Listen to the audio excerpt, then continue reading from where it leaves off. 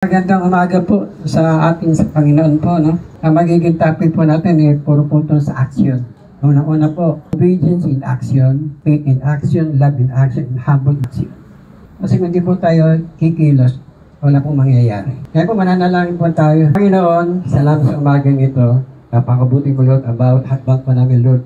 Hindi po kami sinasama. Bago kami matulog, Lord, hindi po kami iniingatan hanggang sa pagising sa umaga. Sinasama mo kami sa aming pagbangon. Panginoon, patawarin mo kami sa makasalanan na gagawa po namin. Tinataas ko pa na itong PKG, Lord, at nakabuo ng PFP, Lord, sa pangunguna po ni Jerome Artats, Lord. Ikaw po manguna, Panginoon, na maging maayos ulit ang kanyang pamamalakad. Upang ang mga tagasunod ay maging maayos din, Panginoon. Kaya, Panginoon mo po sa kanilang puso, Panginoon, itatapos sa kanila ang iyong salita. Parang salita mo na magbibigay na pag-asa sa bawat isa sa amin. Hindi naman pag-asa kundi susunod sa iyo, Panginoon. Pupurihin ka namin, pasasalamatan ka namin. Itong lugar ng Panginoon, huwag mo hayaan may makapas ng ori ng sakit ng karamdaman o makalayo kami sa iyo. Gabay mo kami sa araw-araw. Tuwing na, Panginoon, huwag mo ipabaya, huwag mo iiwanan. Pupurihin ka namin, pasasalamatan ka namin. In Jesus' name, Amen.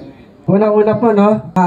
Si Abraham po ay tinawag ng Diyos, no? Ang sabi niya rito, and the Lord said to Abraham, go out of your country and from your kindred, and from your father's house into a land I will show you. Ito, mahirap po ito sa isang mananampalataya, no? Na intuso ka ng Diyos. Hindi mo alam yung lugar na pupuntahan mo.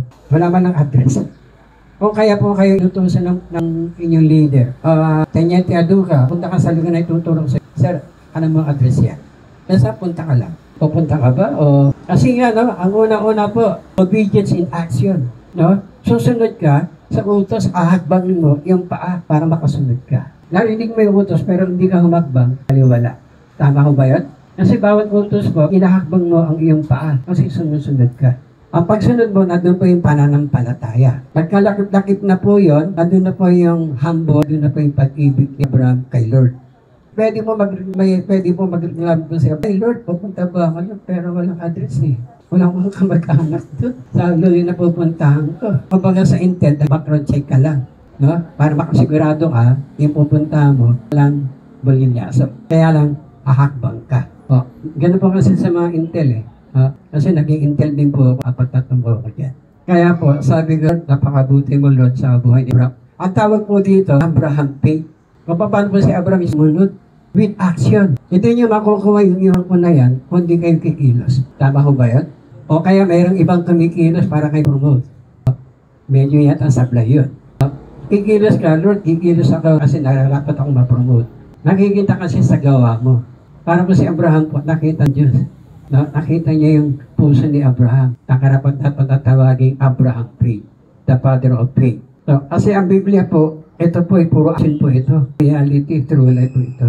Kaya nga po, kinukwento ko po sa bawat punta po ako. Hindi pa ako yun kasi kasapi po ako sa Blessed Hour Cup. Kasapi po ako sa Project Ocean.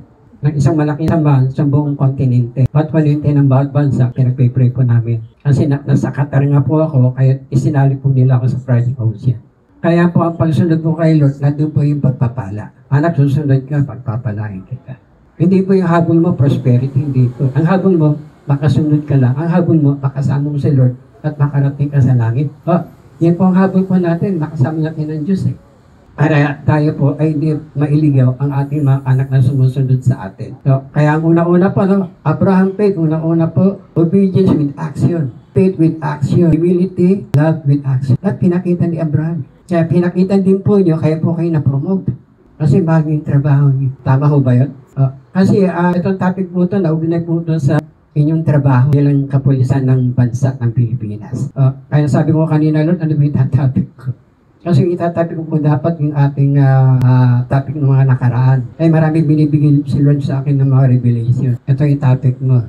Kasi dati kang nasa servisyo, ngayon nasa servisyo ka ng aking kawat, munod ka lang. Kaya ngayon po tayo po yung mananalangin po, no?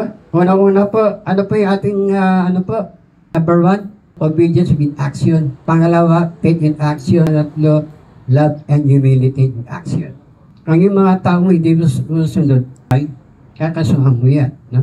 Kaya po tayo ay nag-aalbo ng salita ng Panginoon po para po ma-apply po natin ito sa sarili nating mga buhay. Kung paano po si Abraham nagtinawin ng Diyos, the father of faith. Ikaw naman, Lieutenant Colonel Galino, nakikita ng mga anak ko sa Lieutenant bananan niya, nakikita ng mga anak yung tatay nila ay maayos. Kung ano yung ama, maayos. Kung yung ama hindi maayos, ganun din ang di po lahat, no? Ganun po yan eh. Ay sinusundan yung mga anak, may pattern po yan. Ang pattern po, si Abraham.